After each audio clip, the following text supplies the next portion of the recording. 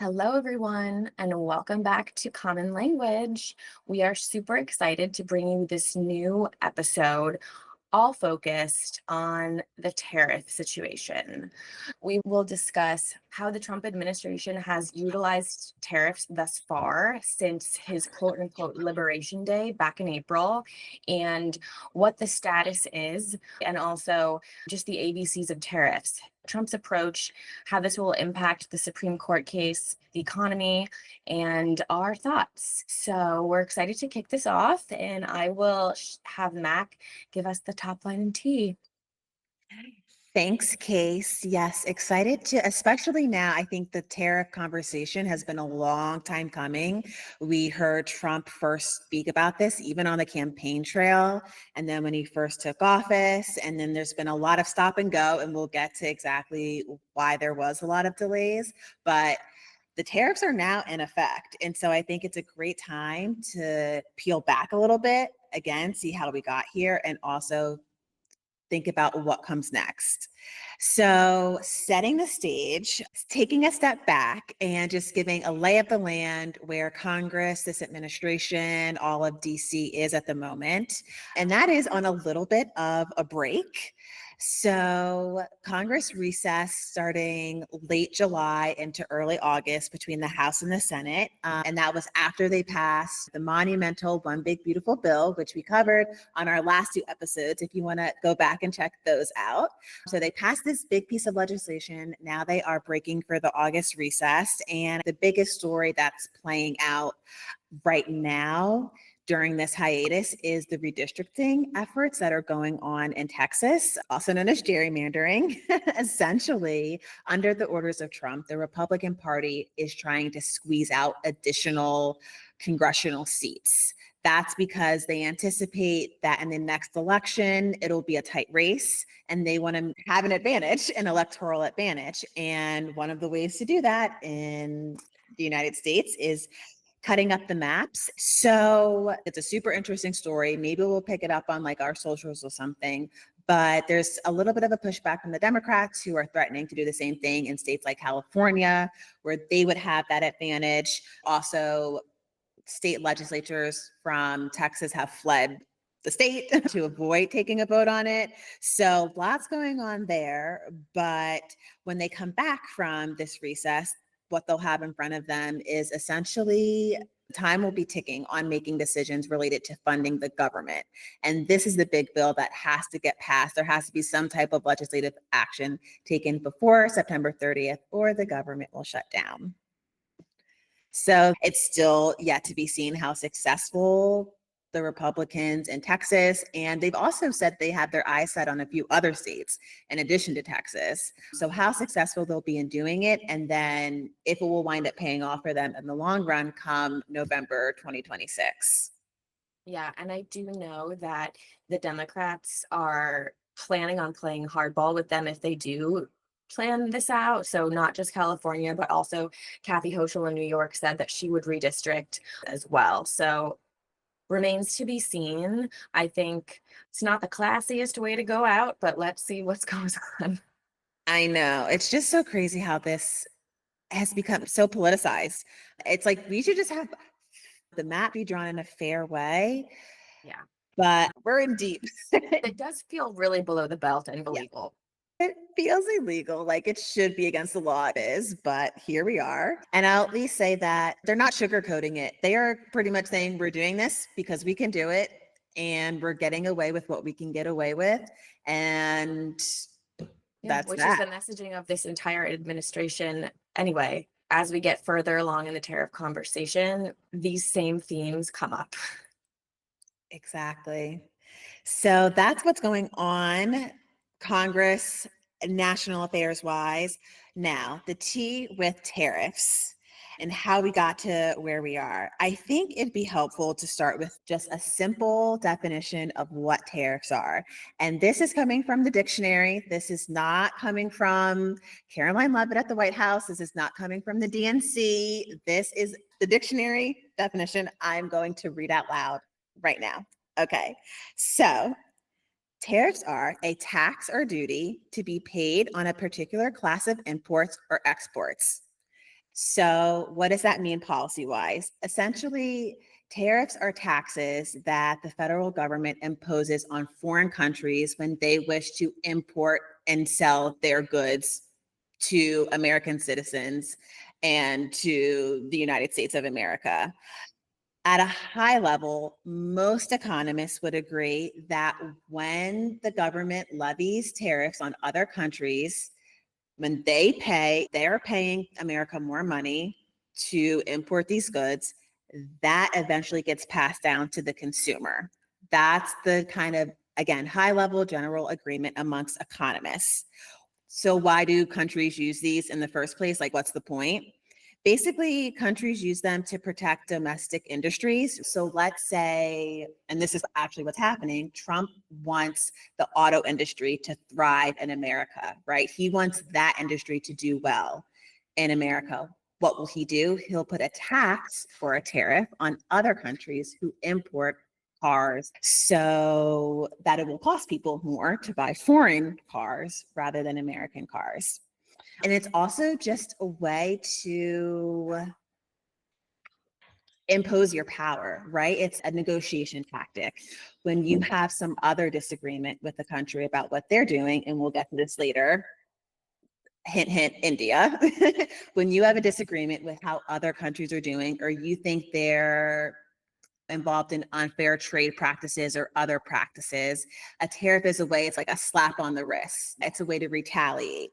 So that's what tariffs are. And what have tariffs look like in Trump 2.0 so far? Essentially, the Trump administration, like I said, they talked about doing this on the campaign trail. He said, we will be using tariffs. To be clear, this is our plan. This is what we're going to be doing. And he said he would do it as a means to stop drug trafficking, to be more competitive with China, and to reduce the US trade deficit. But the big picture here is that Trump has been very direct and very forward saying that he's going to use tariffs. And then I think that the initial reaction to that, even within his own party, was a lot of fear initially. Just a lot of senators came out saying, not too sure about this. And when he got that initial pushback, it caused a little bit of a delay. So there has been a little bit of a stop and go with the tariffs because it did cause some fright, some opposition at first. And there was initially a liberation day in April when the tariffs were supposed to go into effect. Didn't really happen. There was just a lot of back and forth. But all that to say is we've gotten to a pretty settled place with tariffs, and they are pretty much full in effect at this point. So there's a 15% tariff on most countries. So this is most European countries. Japan is a 15% tariff rate. And a few outliers here are China and India. India is at 50% rate. And that was a shock to a lot of people. India has been a pretty sound ally for the United States, but Trump has said that this is in an effort to punish them for buying Russian oil. The Chinese tariff rate is at 30% right now, but unsettled. That may change. But what does this mean and what's the context? This is now the highest tariff rate since in 1993. And while this is the highest rate in the current administration, I will say that this increase in tariffs and using them goes back to Trump 1.0 and the Biden administration as well. That's the high level of where we're at with tariffs now, what they are. And next, we'll get into how tariffs work and what does this mean for businesses, for the economy, for other policy factors? With China being unsettled in their tariff journey, just got pushed out another 90 days as of today, August 11th. Yes, a lot of the tariffs are cemented, but China is our biggest trading partner. So until that one is settled, I still feel like the economic effects are going to be delayed in some cases. That's just my personal vibe because we're waiting on the China deal. I think India will be sorted out, hopefully. And also, interestingly enough, Trump is meeting with Putin on Friday in Alaska. So I don't know why he feels the need to punish India for purchasing their oil when he's about to meet with Putin. Don't even want to get into that right now. But still, I think that the UK tariffs, yes, we obviously trade a lot with them, but the actual big deal is still China, and that's TBD. Yeah, I think that's going to have the biggest implications, and both for trade and for the economy. So, while a lot of them are set in stone now, I think it'll be interesting to see how the China and India one plays out because those are going to have the biggest impacts, anyways. Exactly. The other thing is after Liberation Day, the stock market tanked because everyone was so afraid of these tariffs. And I think that the fear has significantly lessened. Liberation Day really was very anticlimactic because everything ended up getting delayed once Trump saw the stock market wasn't playing his game. So pull back, we're going to negotiate. Of course, he was still playing hardball and saying they are willing to negotiate now. The narrative will be spun in whatever direction is more beneficial for him, but companies are currently paying the tariff. I think that's going to be really impacted when the China deal comes through. So there are some economists that are saying come fall time, these companies are going to no longer be able to pay for these tariffs and compensate for the consumer. It could potentially be delayed until after the China deal goes through. And I think it's also important to note that these companies that are paying the tariffs are doing so because they're afraid of retaliation from Trump. So that's the basis. Trump puts these tariffs in. Everyone is afraid that the cost is going to go down to the consumer. The consumer hasn't necessarily seen the cost yet because the ones that have gotten their costs increased are not advertising that. Perfect example is when the tariffs were first announced, Amazon said, we're going to display what the tariff is on our website. And Trump said, hell you will. And that went away really quickly. So he's in control of these big businesses. They have to cater to him or he'll just out them. He wants his plan to work, and he gets it to work by doing anything and everything he can to ensure that people are playing by his rules. Another piece that's interesting about it too, little tariff 101 to add on to the layer there, is that it's uniquely this type of executive power that the president gets to use. There's very little checks and balances on tariffs, which it will likely elevate to the Supreme Court. Right now, there is a legal battle going on through the courts that are basically calling out Trump's use of tariffs in opposition to them, saying that he's overreached his power. This is an overextension of executive power. But the little tariff 101 here is that typically, like we said at the beginning, tariffs are a tax, but they're a tax for foreign countries rather than domestic. And as we famously know, power of the purse, Congress has the power to tax, right? They're usually the ones that have oversight over the taxes that we cut, that we extend, et cetera. And this was the case for the United States, including tariffs, for much of our history. It wasn't until the early 1930s when there was a shift. There's a bunch of different pieces of legislation that have contributed to the landscape that we're in now and why it's an executive power. But since the 1930s, there was this big shift to giving the president the unique power to levy taxes. And that's because it was a means to combat unfair practices in terms of national security. It is a unilaterally executive power with very little checks and balances. The question now, is it good or bad that it's executive power, and are tariffs in themselves good or bad?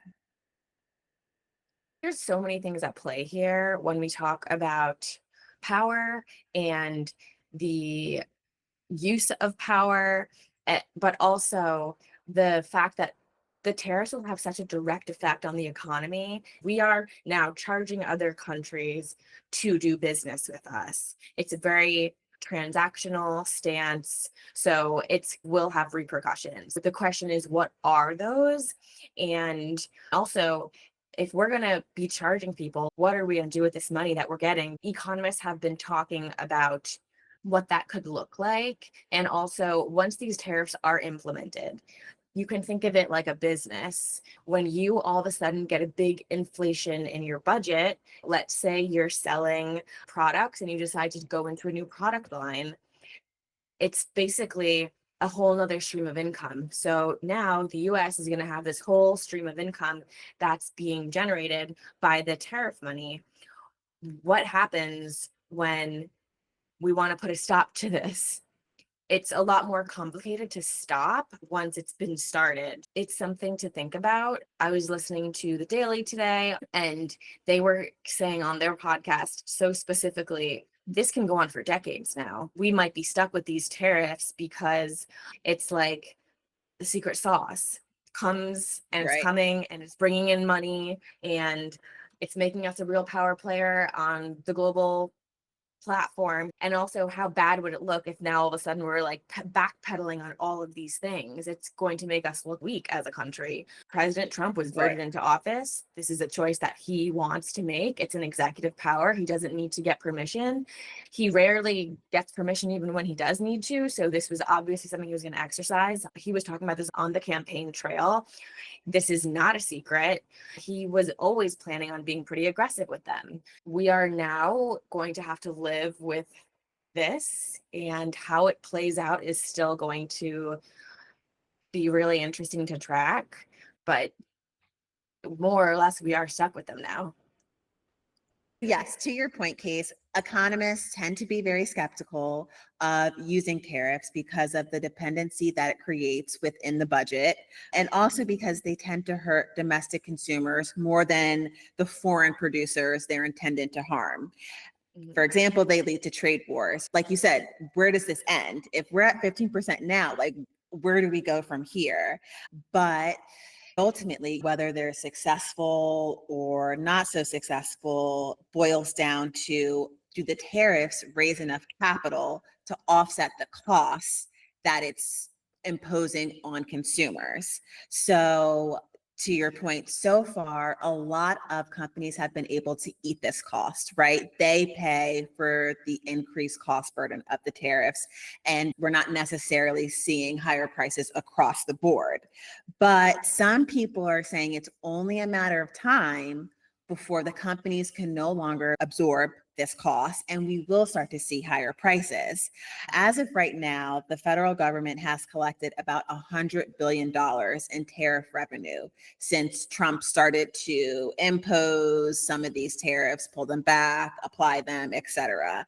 And Secretary of Treasury has said that we could see this increase to $300 billion a year. And so that's money that the government is pocketing. At the same time, though, if it's increasing costs for consumers and that eventually outweighs what we're bringing in, then it won't be worth it. It won't be successful. So there is so much that still has to play out before I think we can determine if tariffs, the use of them in Trump 2.0 in 2025, if they were successful or not.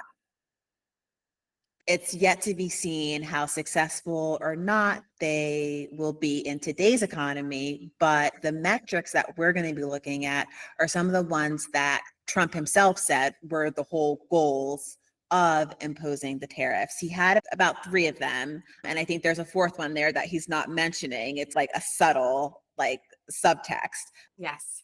So, Trump agenda with the tariffs, his major goals are immigration enforcement. We know immigration he's always invested in. So, when it comes to Mexico, he is using it as a tactic to advance border policies and drug trafficking. The other piece is promoting domestic manufacturing. Trump really wants to make America a manufacturing economy. That's what his America looks like, bringing home a lot more manufacturing. His idea long term is that these tariffs deter people from purchasing things so that they can be made domestically. And he has a lot of people in his corner that are doing what they can to make that happen. For example, Tim Cook from Apple going down there and giving them $100 billion to invest in creating products in the Hmm. US. However, when asked, when the iPhone would be produced in the US, he was not able to give us an answer. The biggest issue is that it's not something that we can do overnight. There's a ton of infrastructure that needs to be created and upheld before we can even start making everything. Yeah, of course, this would help to push some people in that direction, but it will take decades for us to actually be able to reclaim that. And then the third thing is reducing trade deficit. So the federal government has collected about 100 billion in tariff revenue, like Max said, and this could increase to 300 billion. So we're just looking to make money. What we haven't spoken about yet is how does this really look for the other countries, right? Like, we're coming in, big bad US, enforcing these tariffs on our allies, countries that we've had very good relationships with. And now we're saying, actually, you've done nothing to us, but we want to charge you for doing business. There is definitely that power grab, that very Trumpian power grab to show that we have control over the other countries. And like I was mentioning earlier, once the tariffs are in place, it will be that much harder to get them removed. So it's going to be something that we are contending with for years and possibly decades to come. So how Mhm. that will play out also internationally, I think, is going to be really interesting. I know when the tariffs were first announced, one of our top allies, Canada, was like super outraged, super mad with us. So it wasn't well received. I don't think it's a nice thing to do, and it's a power play. Yeah.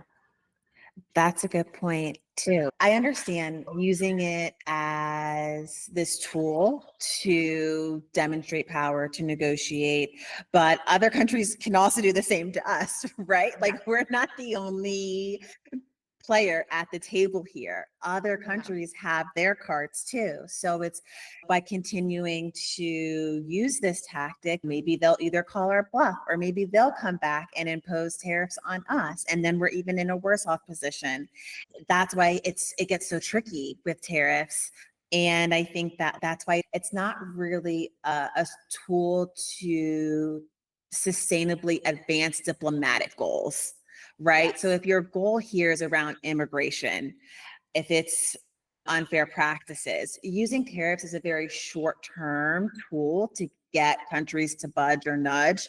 But fix our immigration system, much more needs to go into it. And in a global economy, in a global market, it's hard to try to position the United States to be the only manufacturing Not that realistic. it's not It's not a realistic. Right. realistic play. And I also think that the way that Trump talks about tariffs is it's so simple. We'll just tariff, we'll add tariffs. He acts like it's some magical potion that's going to Mm-hmm. just like immediately give us what we want. Let's be honest, if it was some magical potion, like we would have been exploring this a long time ago. I'm not going to give our government that much credit. You talk about poison pills. If there was a really a Yeah. magic pill that we could have taken, come on, everyone's going to take that pill. People want easy, people want Right. access, but it's not.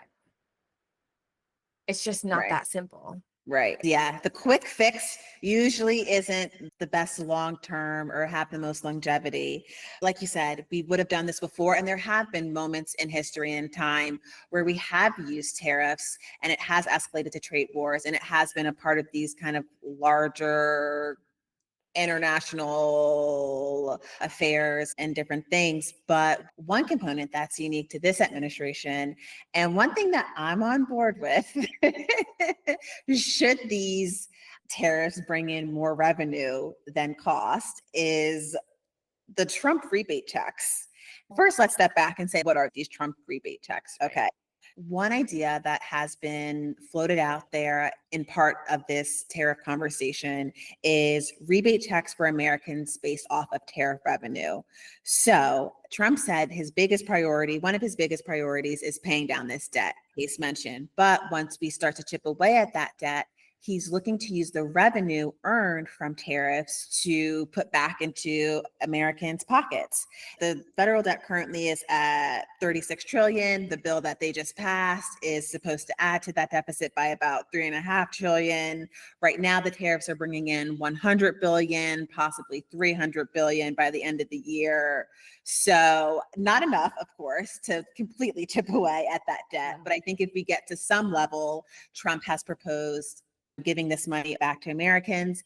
At some points, he had said that it wouldn't necessarily be for all Americans. It would maybe be for low income Americans or Americans making a certain amount of money. There would be like an income cap there as to who would be eligible to get this kind of like buyback, these kickbacks essentially from the tariffs. But what's interesting to me is that one, if I'm paying more, right, it's like robbing Peter to pay Paul, right? Like I'm paying Mhm. more for the goods, and then Trump is going to come back and give me a check. And so it evens out, I would feel Right. in a way. Right. So not sure how it's actually a benefit. Two, I'm skeptical because this idea was floated out around the Doge cuts. There was lots of talks in the early days of the Trump administration when Doge was doging. All the money that they were saving the government, we would Yep. see in the form of a check. I haven't gotten a check I haven't gotten a check. from Elon Musk, from Trump, yeah, I haven't gotten a check yet. But we do know that this somewhat has been done before, right? During the pandemic, both the Trump and Biden administration, and they weren't necessarily from the profit of any type of specific tax or tariff. They just came from the federal government because of the global health crisis. And so they did that through Congress, right? It requires an act of Congress to direct Treasury to issue this money. And that's what Trump would have to do, whether it's a Doge check or a tariff check. But I don't know if this will ever come to fruition. It sounds good though. It sounds great. I don't know that we ever even saw a comprehensive Doge exit package of how much money they saved us and all of these things. And I feel like if there was something to tout, it would certainly have been touted. Words out on that. And I don't think that Trump and Musk are on chit-chatting terms at the moment. Yeah, I'm not opposed to, I don't know if it's free money. Again, the girl math here, because if I'm already paying more, if you're just giving me the money back I've already spent, but still, I'll take a check any Sometimes day of that the does week. feel good though. Like when you buy something and return it, but then you get something else like in exchange, you feel like I already spent the money. Girl math. Yeah, Trump, It's he's free. locked in that way. He knows. How we He knows. calculate. Yeah. Yeah. So that's, yeah, a unique part, I think, of this tariff conversation. But overall, I think good or bad, what does this mean for the future? How will this all play out? How will the Supreme Court case impact the president's ability to levy tariffs in the future? What will the economy look like 2 months from now, 3 months from now, when these tariffs have really gone through the full cycle? TBD. What do you think, Case? I think it's going to be really interesting because right now the economy is going through a very unique cycle. And that cycle is mass investments into artificial intelligence, AI. And those investments are to the tune of Microsoft getting 88 billion in their fiscal year for 2025. These investments are pumping the economy full, creating jobs for people, and they are, I think, giving us a bit of a false reality in terms of where our economy is actually going. So right now, when you have all these investments pumping everything up, it's hard to see where the tariffs are really playing out and how this could actually affect people more in the long term. AI being a lot more mainstream, this is continuing to evolve. And I think we're seeing a bubble that is going to burst. So, however this ends up playing, it's like too soon to tell, but I do feel that it hasn't slowed down spending. We know that. There were some reports coming out from Bank of America that spending is still coming Mhm. out average or better than last year. Uber released reports that people are taking more cars places. It's not affecting the spending right now. We can say that. We can also say, again, this is not the end of the tariff conversation. We still have more tariffs to implement. And the big businesses, they're not passing the tariff on to the consumer as of yet, but they will not be able to continue to carry that burden for very long. Ford has predicted 2 billion in losses because of the tariffs this year. They're not going to be able to continue to keep subsidizing. So at a certain point, we will see that cost hit the consumer, and there will be a catch up with everything that we do import. And especially when we talk about innovations and all of these things, there's a huge level of uncertainty with technology, with how it's going to work out. So far, what we're seeing is stable. That's making everyone feel really good. And I know that when things start to look unstable and he comes after Jerome Powell, you know that things aren't good. So you know that there's a level of uncertainty that people are not acknowledging. And that's a common theme in this administration. We're not going to acknowledge the things that we don't feel are benefiting our image. So if it's not benefiting the image, then they'll send Caroline Levitt out there to just run her mouth on something. But that's Yeah. what they do. Yeah. So, do we really know all the facts and all the truth? Not so much. The Right. other thing I'll mention is that they did release another report about the job market, and it seems the growth rate is slowing and it's not as large as they had anticipated. They're attributing that to companies being a little bit more conservative with their hiring processes Mhm. because they're not sure how much these tariffs are really going to cost them. That's the Mhm. reality. We're in an area of limbo right now Mhm. because the tariffs have not been super defined up until this point. Again, we still have China. That's a major. And so it's a lot of chatter, and people are just putting their 2 cents in. But when we go back to the laws of economics, like there needs to be an in and out. Yeah. Someone's going to pay. Yeah. It's like, Nothing it's in not this that life hard, is free. And unfortunately. yeah, there will be a cost. It's the matter of who's going to be paying that cost. Is it really going to be the other countries, or is it going to be you? One thing that's interesting that the budget lab at Yale estimated is, and this is unfortunate, they're estimating that the prices for clothing and textile will be the biggest impacted kind of item, the biggest Mhm. good that we'll see an increase of, with shoe prices potentially rising 39%. And listen, I've already seen the girls on TikTok who bigger spenders than I am who, are buying these very expensive pieces from overseas, right? From Australia or the whatever it is. And they're Mhm. saying that they're used to spending a certain amount, but they've already seen those prices increase. And it's likely due to the tariffs. So some people have already seen it, but I think for on the most part, for the masses, we haven't quite seen that yet. Again, these are the girls that are shopping at those like specialized curated boutiques. The Targets, the Walmarts, they haven't quite passed the cost on to consumers yet. So most people haven't seen it touch their pockets, but it will have implications not only for the cost of goods, but like you said, hiring, employment, the stock market, all of those could be impacted by this. And those things, it's just too soon to tell right now.